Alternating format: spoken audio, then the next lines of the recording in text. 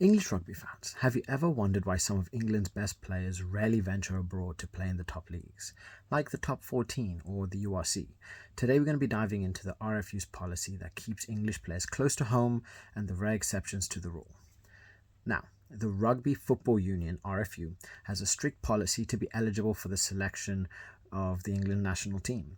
Players must play for an English Premiership club. This rule was introduced in 2011 as part of an agreement between the RFU and the Premiership and Premiership Rugby to protect the domestic game and ensure England has full access to its players during international windows. But why does the RFU enforce this rule? The answer lies in control and player availability. English clubs have an agreement to release their players for training camps and matches during the Six Nations, Autumn Internationals, World Cups, and so on. Players at overseas clubs don't fall under the same agreement, meaning England could struggle to access them when needed. This policy also aims to maintain the competitiveness of the Premiership by keeping England's best players at home. The RFU ensures that the England clubs remain strong and financially viable. There are, however, rare exceptions. Players based abroad can still be selected if they've signed their overseas contract under exceptional circumstances. A recent example of this is Jack Willis, who joined Toulouse after his club Wasps collapsed due to financial issues.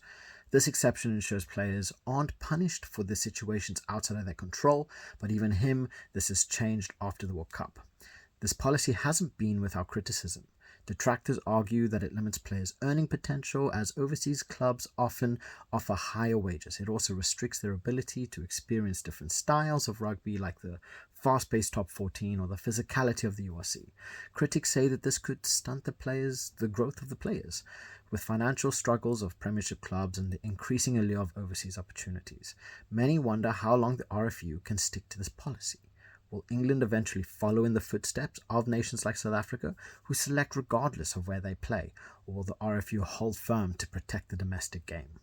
The RFU's policy to prioritise domestic players is deeply tied into the health of the Premiership and England's control over its stars.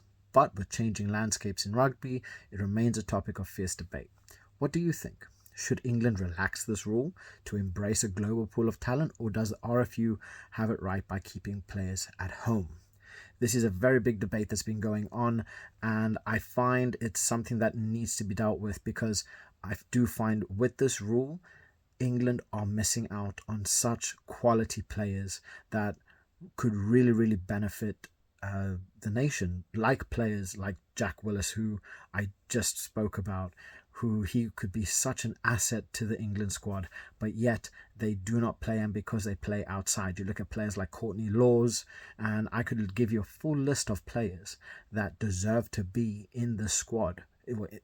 Well, they deserve the right to play for their nation, but they can't just because they are playing outside of England, which I find to be ridiculous.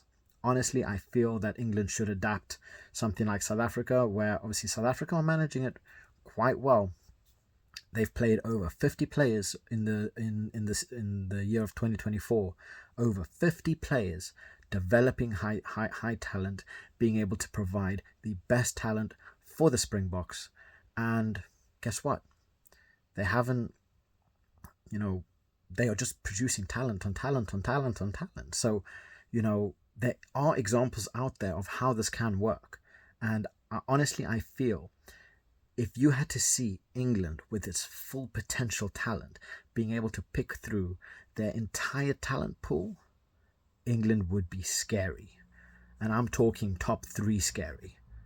So let me know what your thoughts, what you think. I want to open up this debate.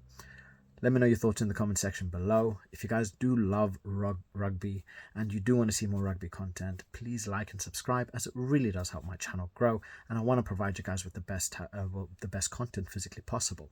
So on that note, have a lovely day, and I'll catch you guys in the next one. Bye.